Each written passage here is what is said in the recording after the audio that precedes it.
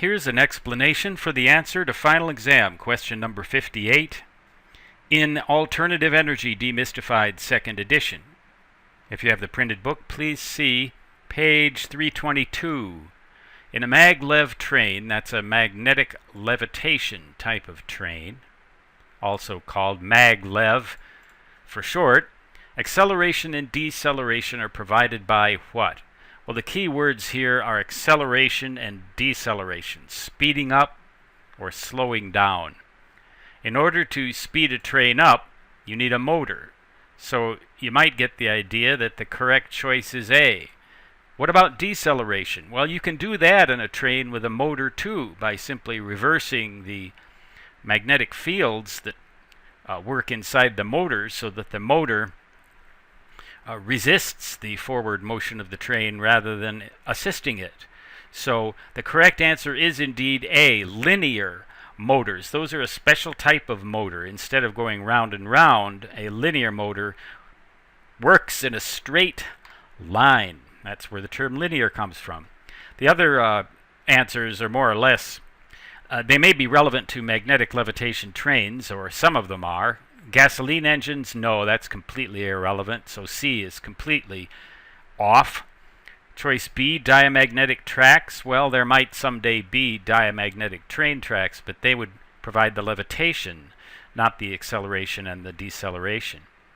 Wheels between the cars and the track? Well, no, there are no wheels between the cars and the track under normal operating conditions for a maglev train. The thing literally levitates. There's no contact between the train, cars, and the track whatsoever physically, except the magnetic fields exist between the track and the bearing, but they are not physical objects. So the train's suspended above the track, in effect.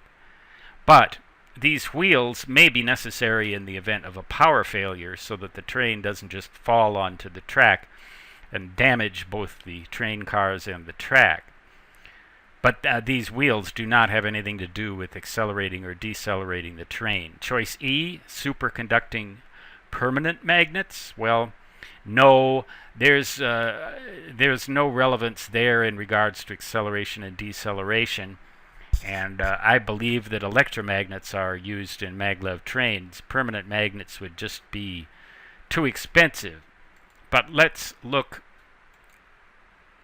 at an actual diagram showing a couple of geometries for these maglev trains. In these diagrams, the motion of the train cars is either right at us, out of the screen, or straight away from us, back into the screen and behind your device, whatever it is you're looking at this on. Same with the track. The tracks come both at us and away from us, so they run perpendicular to the screen. In the left-hand diagram here, the car is attached to a bearing which wraps around the track, and in this geometry, the car is attached to a bearing and the track wraps around that bearing. So you can see the difference here. This, basically, this the bearing is inside the track, so the train car can't come out of there. You can see how it's kind of trapped in there, but obviously if there's a power failure, you're going to see that the train car is going to fall onto the track. The bearing and the track are going to scrape against each other unless there's some kind of mechanism like wheels in there to help that train coast to a stop in case of a power failure. Here, again, it'll fall onto these parts of the bearing right there, and I'm sorry, this upper part here will fall onto the top of the track and create that same sort of frictional situation. It's just that here the friction will be right up against the car, and here it'll be down by the track supports, but in either case it would be not a good scenario. But the acceleration and deceleration of these things is provided by linear motors, which would cause the motion of the train to either speed up at us or slow down at us, or speed up away from us or slow down away from us. A change in speed in a straight line is acceleration or deceleration, and the motors can do either one of those two things. So that's how they work, the linear motors. So the choice once again is A.